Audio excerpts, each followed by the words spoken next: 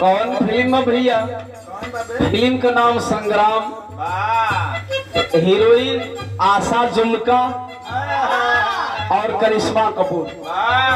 कभी कभी आप लोग देखते हैं रियल में कुछ विलन रोल करते हैं, लेकिन पहला किरदार विलन का होता है, रियल हीरो तो वही होते हैं। ये कोनो हीरो कोनो हीरोइन से कहा था,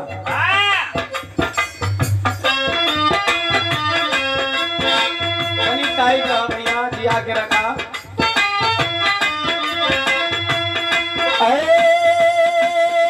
सनम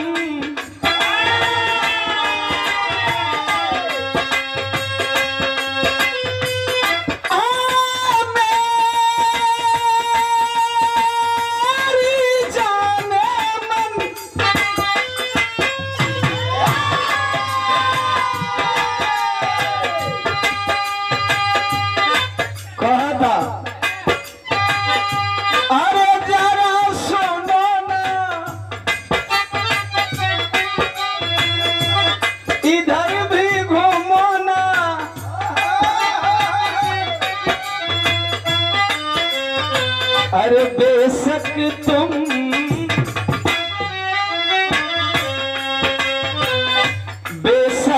तुम मेरी मोहब्बत हो। हाय हाय हाय हाय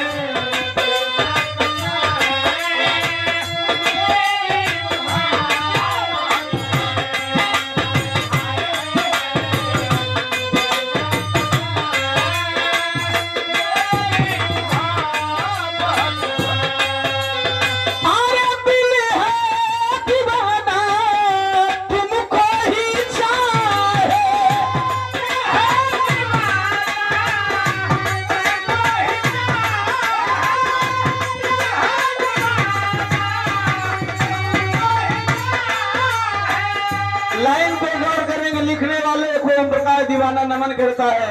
दिल पे किसी का ताला कम वक्त है,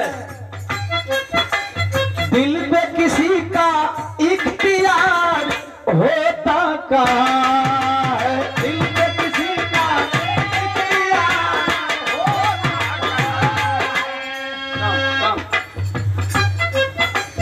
एक ही बात के 10 बरी कहला से विरह निक ना होला। लोगन के बात निक लगे वह निक हो। डरने से दुनिया में प्यार होता कहाँ।